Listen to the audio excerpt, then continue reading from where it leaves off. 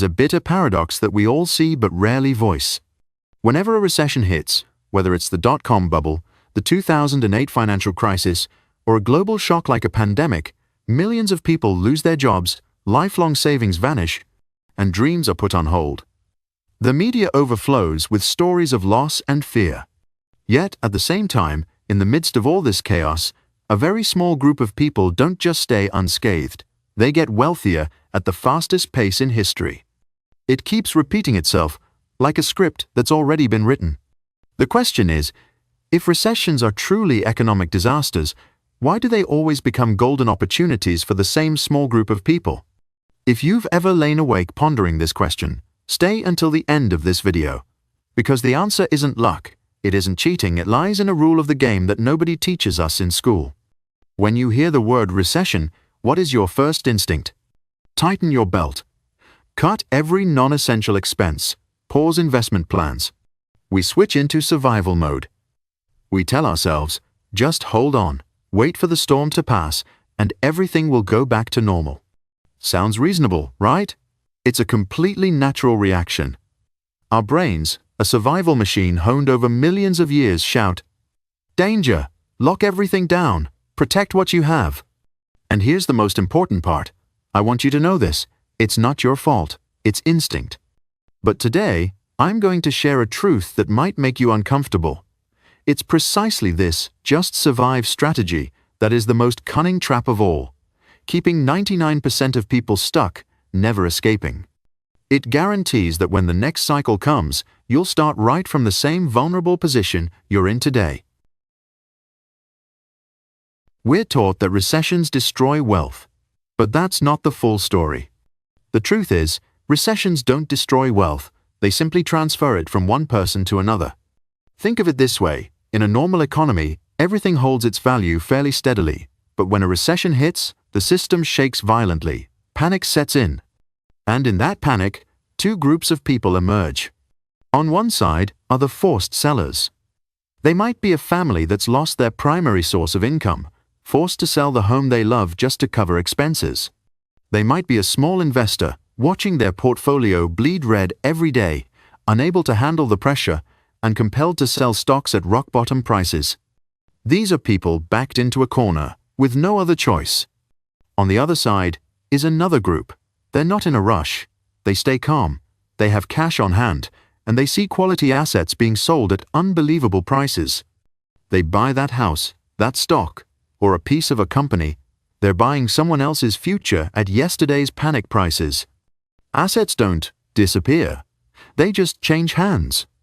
A recession is the most ruthless moment, but it's also when the economic system operates in its rawest, most unfiltered form.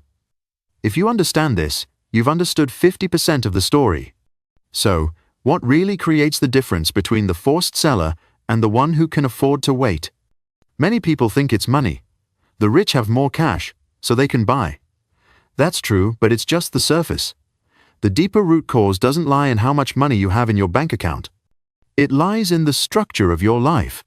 Let's break it down into 3 layers to make it easier to understand. Layer 1. Time pressure. A forced seller is someone who needs cash right now to pay this month's mortgage or take care of their kids this week. Someone who can wait has enough reserves to live comfortably for the next 6 to 12 months without worry.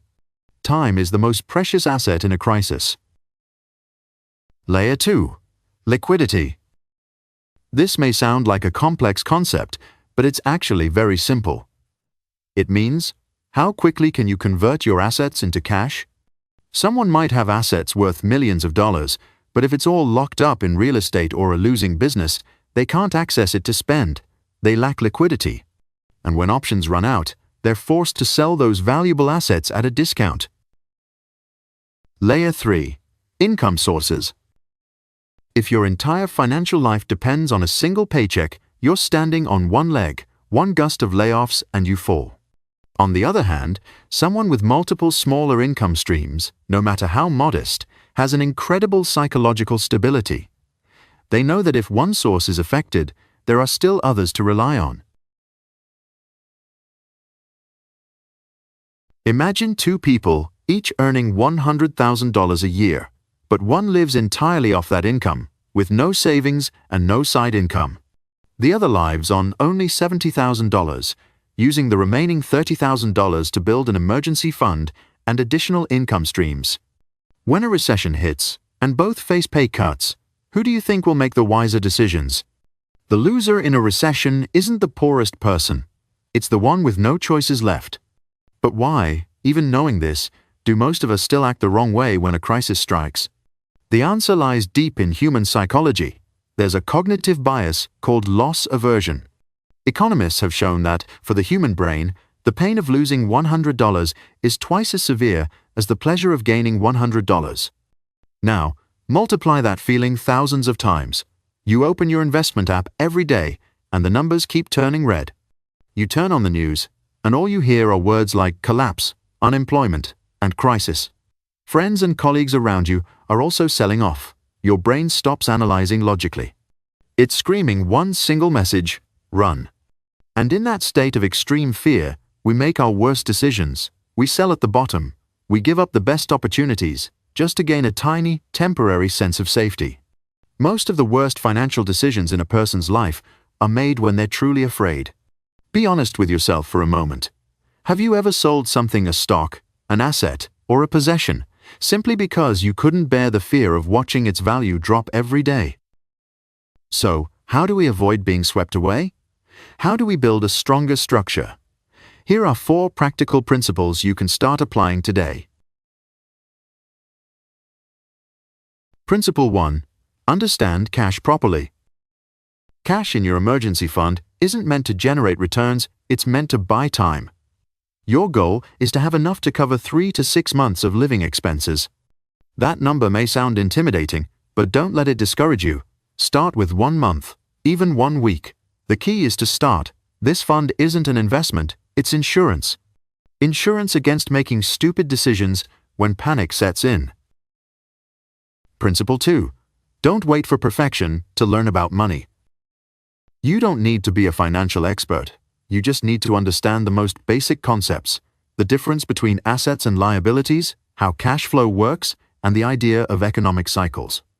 Knowledge won't guarantee you'll get rich, but it will certainly reduce fear when everyone around you is panicking. Principle 3. Side income isn't to get rich, it's to reduce panic. The initial goal of a side income isn't to replace your main job. Its goal is to create a psychological life raft.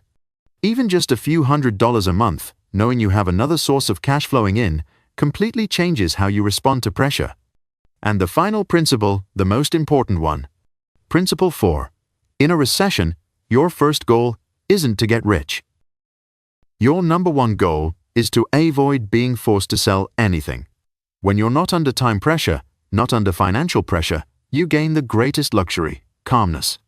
And when you're calm, opportunities that others can't see will naturally appear before you. If there's only one thing you take away from this video, let it be this. Finally, what is the real difference between those who stay resilient through economic cycles and the rest of us? It's not a higher IQ. It's not that they're luckier. It's that they've been through it more times. It's like driving on a highway during a storm. The first time, you grip the wheel tightly, your heart races, and every sense is on edge. But by the 100th time, you're still cautious, but no longer terrified. You know when the wind will gust, when the road will be slippery. You're familiar with the feeling. The wealthy aren't calmer than you. They're just more familiar with the game. A recession isn't an if question, it's a when question. It's an inevitable part of the economic cycle. Whether you'll be a loser or a winner in the next cycle isn't determined on the day the crisis hits. It's determined by what you do today, by the preparation you make, the structure you build, and the mindset you cultivate. So, I'll leave you with this question. When the next recession comes, will you be the one forced to sell, or the one who can wait? If this video gave you a new perspective, give it a like and subscribe to the channel. And comment below, what are you preparing for the next cycle? See you in the next video.